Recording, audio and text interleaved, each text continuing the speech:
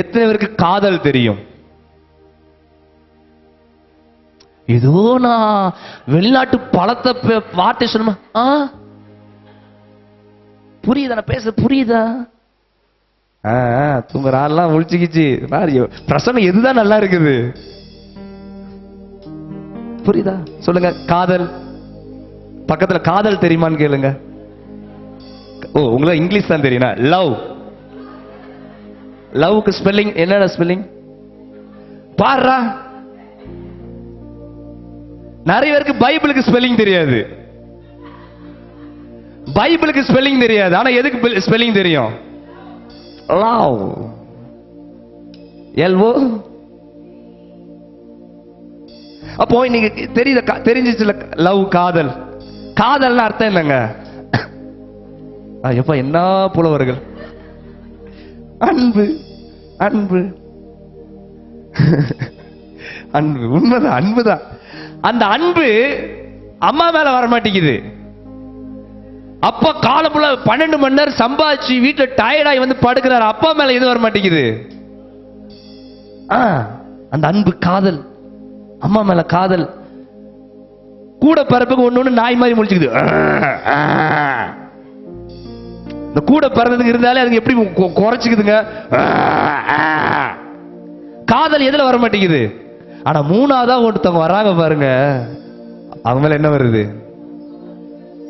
காதல், அன்பு. நான் தப்பா? அன்பு, அன்பு வருது. அவங்க மேலதான் அன்பு வருது. அன்னைக்கெல்லாம் அன்பு வந்துச்சு ஒரு 20 வயசுக்கு மேல, 25 வயசுக்கு மேல. அந்த காலத்துல இப்ப நீங்களா பெரியவங்களா இருக்கிறீங்களா?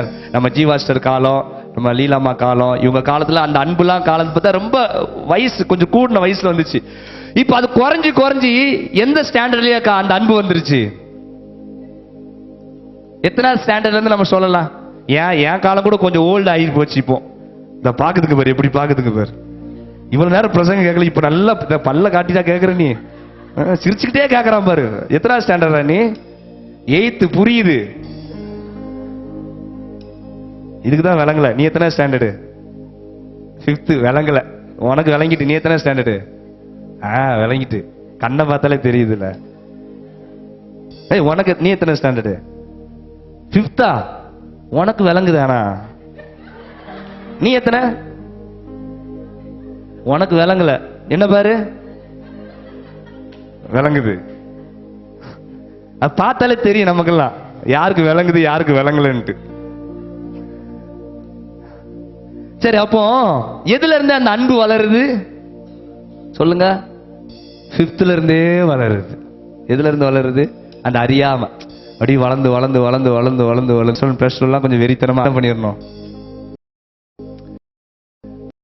அப்பா வேண்டாம், ஆத்தா வேண்டாம், அண்ணன் வேண்டாம், தங்கச்சி வேண்டாம், குடும்பம் வேண்டாம், சொகம் வேண்டாம், சொத்து வேண்டாம், எனக்கு ரீசார்ஜ் மட்டும் பண்ணி விட்டுரு டேடி, எனக்கு போன் மட்டும் போதும். டேடி எனக்கு என்ன பண்ணி விட்டுரு? ரீசார்ஜ் பண்ணி போ. அதுவும் 3 மாசம் பேக் தனியா வருது இப்போ. அதை பண்ணி விட்டுரு டேடி, எனக்கு அது மட்டும் போதும். யாரும் வேண்டாம், அப்பா பேச்சு வேண்டாம், அம்மா பேச்சு வேண்டாம், யாருக்கிட்டையும் டைம் ஸ்பெண்ட் வேண்டாம்டா.